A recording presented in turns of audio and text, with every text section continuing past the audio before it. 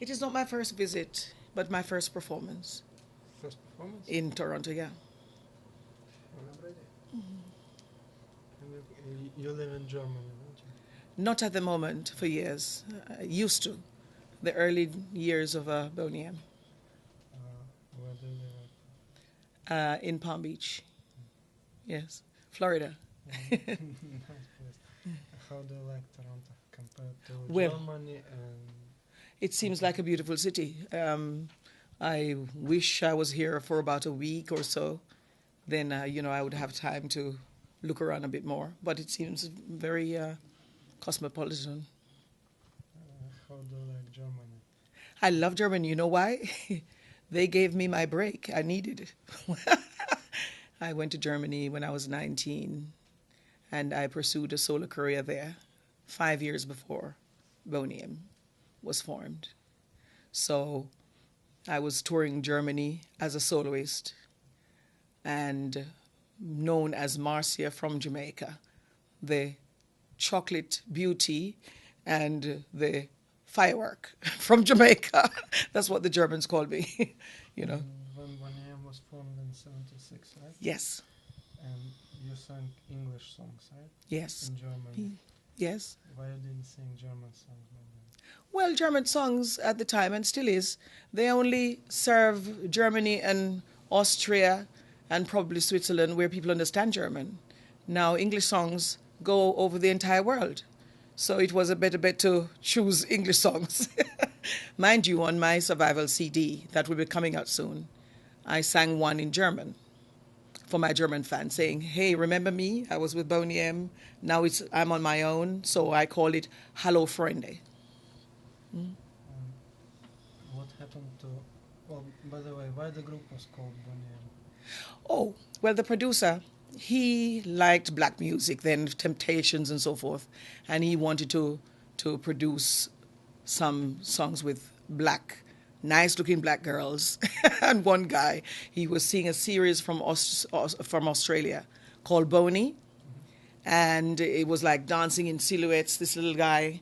And so when he had the idea to form the group, he said Boney, and then the M, mere fantasy, could be Marcia, or money, music, just mere fantasy. And what was your favorite performance, the biggest one? Oh, The there's best so one? many. Oh, there's so many. Moscow was very nice. We did, even though it was hectic, we did 10 shows in 1 week, 2 shows a day. Poland was very, very nice as well. There were over 200,000 people in the arena. It was very nice. And then we did Wembley. That was very prestigious to do Wembley, twice. And oh my goodness, Hong Kong, that was another phenomenal concert. They rode us in a chariot looking like, Boney M, like we were king and queens. And it was enjoyable. Singapore, oh my goodness, it's never ending. Beautiful moments. What are your favorite songs to sing? Oh, almost every one of them. But It's which funny. one is the most? Oh boy. Do you know, I haven't really thought about it, which one specific one. I've got so many. I mean, I love Daddy Cool, I love Belfast, I love Rasputin, Sunny, Babylon, of course. We broke the Guinness Book of Records with that. I love Mary's Boy Child.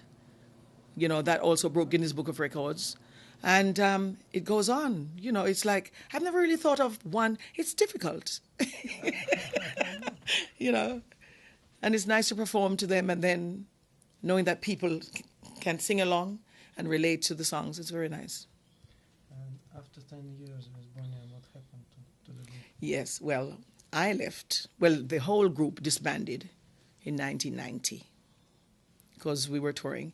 After 10 years of Boney M, the producer decided that he did not want to produce for Boney M anymore. So we were left there without a producer. But we still toured, the original. And after we toured, we tried to bring a single out. Everybody Wants to Dance Like Josephine Baker. But before that, Liz had left. We were on tour and she just left us like this, you know. maybe she couldn't get her own way. So she left. And we had to recruit a new singer, Madeleine Davis. She's an American, and she did a fine job. So we went into studio and we did this, Everybody Wants to Dance Like Josephine Baker. And it was being played in London. Everybody was excited that after a long time, Boney M has not recorded anything. And now here's this typical Boney M song. Liz wasn't there. I did all the vocals myself. And they were saying, this is very typical Boney M. So I said, very interesting. So, of course, that was nearly on the shelf. And our producer, Frank Farian, took it back off the shelf, saying that we were not allowed to use the name Boney M on records. We were not allowed. It's his name. So, of course, it was totally uninteresting for me as a recording artist to just go along and recital the old stuff, not having a new recording out there. So I decided that was enough time for me, 15 years. So then I came home and I teamed up with my husband, who was already writing for me. And I said, you know what, that's it. Let's concentrate on my solo project. So that went on for about 3 years, and then I took ill with cancer. Yeah, ovarian cancer. And it took us like 2 years for the healing and so forth, because I had 6 surgeries. And then, you take it quiet and just continue to write and just, nobody knew where I was. So after doing 6 tracks on the Survival CD that will be out soon, we decided to go to London to shop with these tracks. And then I decided again, okay, let me take my feminine checkups. Whoa, breast cancer. So that threw me back again, But here I am today. I'm healthy, I'm on no medication, and I'm ready to rock. Okay, what are you working on right now? Well, first the shows, because nobody has seen me for 12 years. So is to let people know that Marcia is still alive, and I'm ready to tour, do a new album very, very soon. And then your personal name? Huh? Yes, Marcia Barrett of Boney M. And maybe later on I just drop Boney M. Everybody will know. Yes, exactly. So that's our project right now. And I have a fantastic band, as you heard last night, Pros. I'm so happy. And then for the first time, to work with my husband on the same stage. That is a blessing. That's a gift, a special gift. It's a special gift. Okay, I have another not very simple question. Uh-huh. If you remember something funny that happened on the concerts. On the concerts? Yeah, something like weird. I'm thinking maybe something funny was not on the concert, but going to a show. At the beginning of Boney M, we had a Ford Transit bus, and we only had a road manager then to put the equipment in. We were only doing discos with reel-to-reel, my repertoire on the reel-to-reel tape, because it was my show before Boney M was using. Because, after one hit, you can't go on and do shows with one song. So it was my repertoire, because I was a soloist prior to that we used. So we were on the road with this roadie, and the Ford Transit was white, and it had Boney M on the on the thing. And the roadie was a driver too. So he got tired. This was in Germany. And everybody's saying, who can help this roadie to drive the Ford Transit? So Bobby said he was tired. Liz and Maisie didn't have a driver's license. I was the only one with a German driver's license. So they looked at me all and said, Marcia, why don't you drive? So I said, oh, well, I haven't driven since I've had this, and this is an Autobahn. So anyway, they persuaded me that I should drive. So here am I driving this Ford Transit on the German Autobahn, equipment in the back, and everybody. All of a sudden, somebody on the left-hand side trying to overtake me and was flashing. I got nervous and went, and that Ford Transit Everybody, oh, Marcia, please, stop now, no. Jürgen, you take over. I mean, they were so scared. I mean, it probably wasn't funny, but it was, now we can laugh about it. But they were scared. I wasn't allowed to drive again, it was like, very strange. You were not allowed By Boney M to drive. But until years later, the same thing happened. That was in Holland. Nobody else could drive. So, of course, Miss Barrett takes over the driving. And I drove them safely to the airport on the motorway. So everybody was saying, remember that time? And Liz said, oh, I must say you're a smooth driver. I said, thank you. That's funny. And what would you like Boney M to be remembered as a group? Like what kind of style? True. People say like it's sensual, happy music. What would you define? Happy music, the good times, and how many people in the world that we have brought joy to. That's what I'd like to be remembered as, the group Boney M. And do you miss the group or? Well, one must move on in life. It's been 25 years now, and we're all alive, but we're all doing our own thing. I think every member out there, they've got their own Boney M's. I'm not very pleased that strange people are singing on top of my voice. Like Bobby has got his own Boney M, and his new girls are singing over my voice, and they're making money. The same thing goes for Maisie. She didn't sing in studio. Bobby didn't sing in studio. And they've been making money for 12 years while I was ill and recovering. But life goes on. And if they can get jobs to survive, then, hey, who am I to say? Everything is in God's hands. Now it's my time. Did you ever think about getting back together and touring together? Do you know what I would say? I would say that nothing at all is impossible. Nothing at all is impossible. It's all in God's hands. It could be a one-off tour or something like that. I've had no grievances with my former colleagues.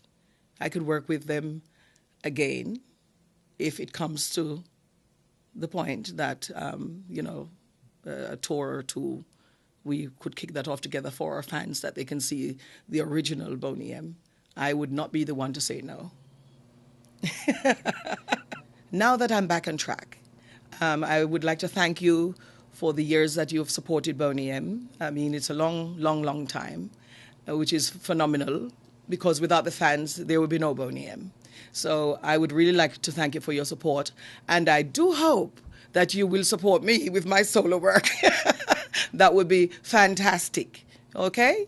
So looking forward to meeting you in any state, any city, any country, because I'm ready to tour the world as Marcia Barrett of Boney M.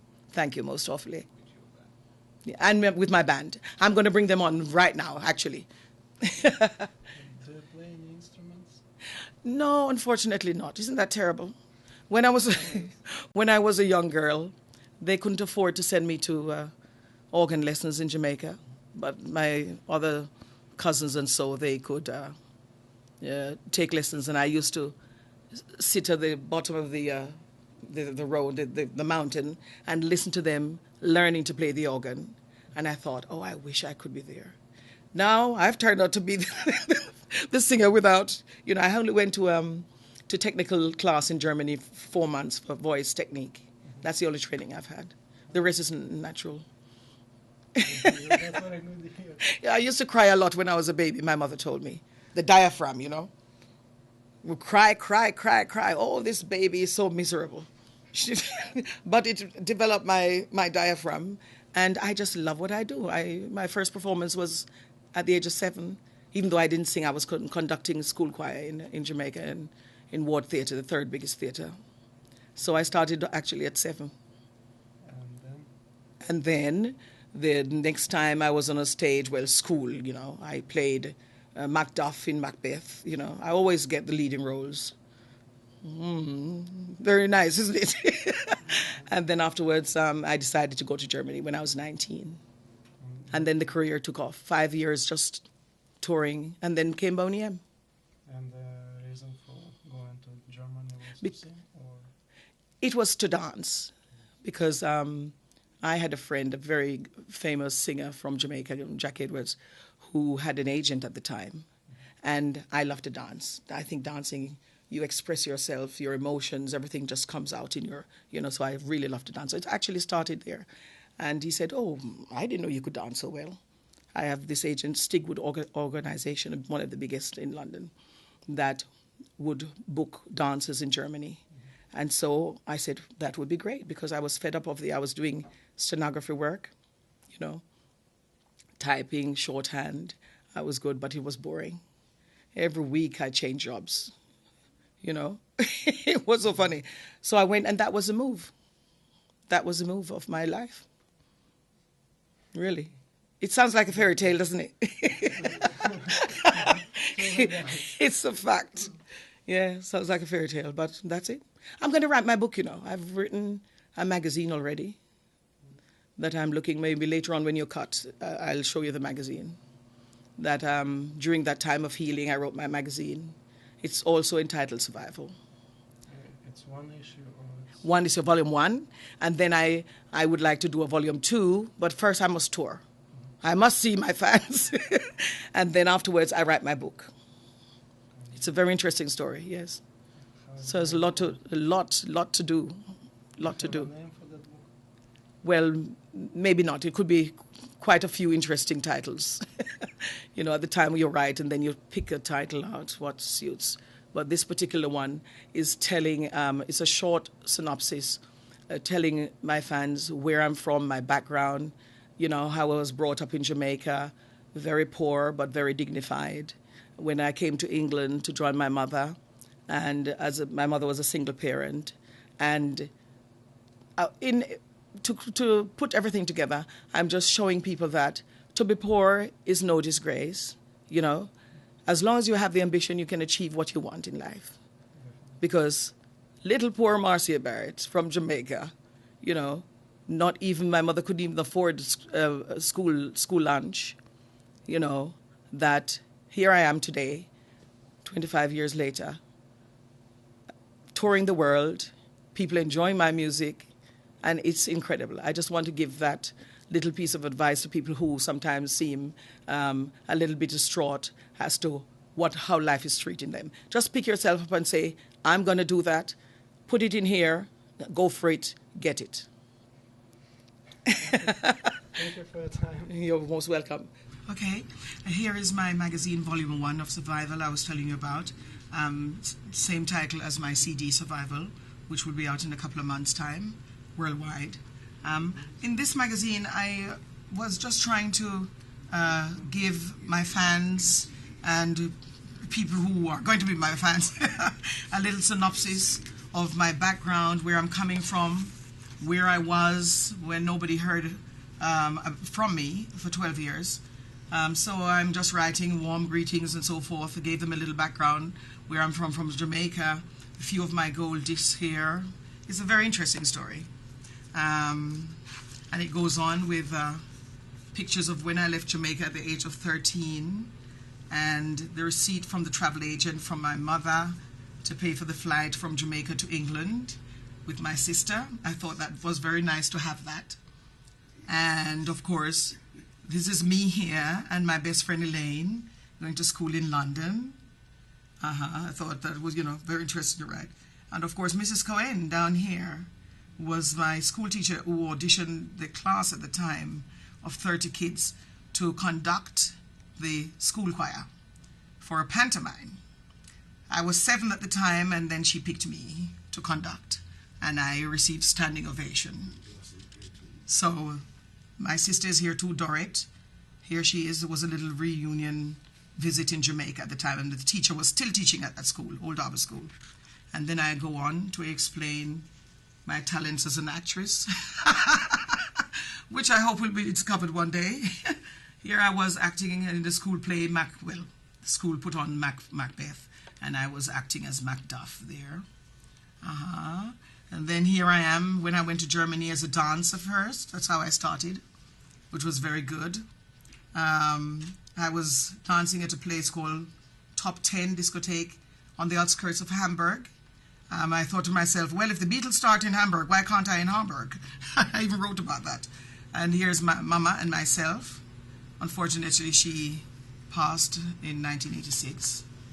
That's me here when I went to Germany. Look at that watch. How funny is this? And it took a lot of courage, but I made the move, and it was the right move. As I mentioned before in my interview that I was a soloist prior to Boney M's formation, this is a repertoire that I was actually doing at the moment when I was termed as the chocolate beauty or the firework from Jamaica. I was doing Get Ready, a few of the songs, Knock on Wood, Proud Mary, Evil Way, and quite a mixture. And they loved it. That was all before Boney M. Then here during Boney M, I did pursue a solo show at the same theatre with where we met Her Majesty the Queen, Elizabeth, Drury Lane Theatre in London. So that's a little snapshot of that. That's Mama and me again in one of Boney M crazy outfits. And of course, Boney M. And of course, you can detect me here. Yes. And then this was the this is a sleeve of the single I was telling you about that we recorded after the producer left us. Everybody Wants to Dance Like Josephine Baker. Unfortunately, this was pulled off the shelf by Frank Farian because we were not supposed to use the name Boney M without him as a producer. And of course, that's another snapshot of me during my show. There it is, Drury Lane Theatre. And then I end up just showing a couple of, new directions with my solo project after Boney M. That's Marcus there visiting in Munich. And there we are again. Gorgeous, isn't it? We were planning to do it, but, it didn't work out. Maybe later, huh? And, of course, that's my dog. And then I write about Sasha Little poem. And then I'm showing me then and now. And very interesting. Survival. Until my book.